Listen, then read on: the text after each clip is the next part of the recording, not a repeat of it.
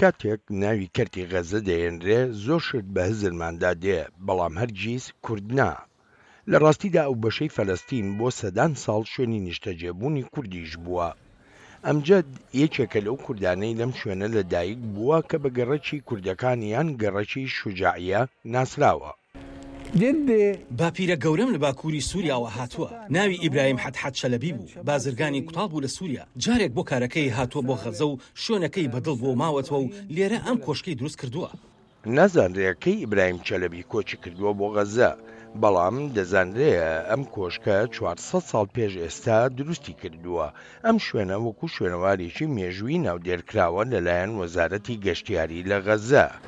گەڕەکی شوجاعیە یەکەم شوێن بۆ لێرە کورد لێ نیشتەجێ بووە، بەڵام چەندان شوێنی مێژووی تریش هەن کە لەلایەن کوردەوە لەم گەڕەکەدا بنیاد نراون، وەکو مزگەوتی سەتڕوقیە و مزگەوتی بن عوسمان. اینجا بۆچی زۆربەی کوردەکانی غەزە لەم گەڕەکە نیشتەجێ بوون؟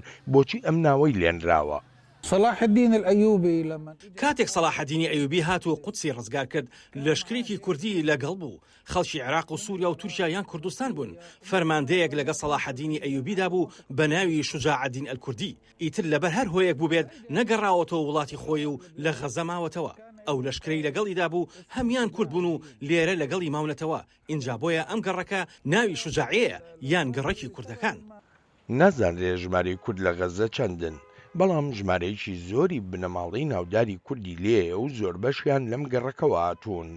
لەگەڵ بنەماڵەی حەتحەت، بنەماڵەی کورد و بنەماڵەی کوردی و بنەماڵەی ئەیوبی و بنەماڵەی زازا هەن کە بە بنەماڵە گەورە دێرینەکانی کورد ناسراون لە غەزە. هەرچەندە زۆربەی هەرە زۆریشیان لە کلتور و زمانی کوردی دابڕاون، بەڵام هێشتا کوردانی غەزە شانازی بە کوردبوونی خۆیانەوە دەکەن و خوازیارن جارێکی دیکە خۆیان بە کلتوری نیشتیمانی ڕەسەنی خۆیان ئاشنا بکەنەوە.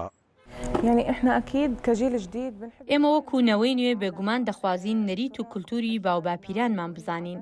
ئێمە حەزیش دەکەین جلوبەرگی کوردیمان هەبێت، جاچی ژنان بێدیان پیاوان.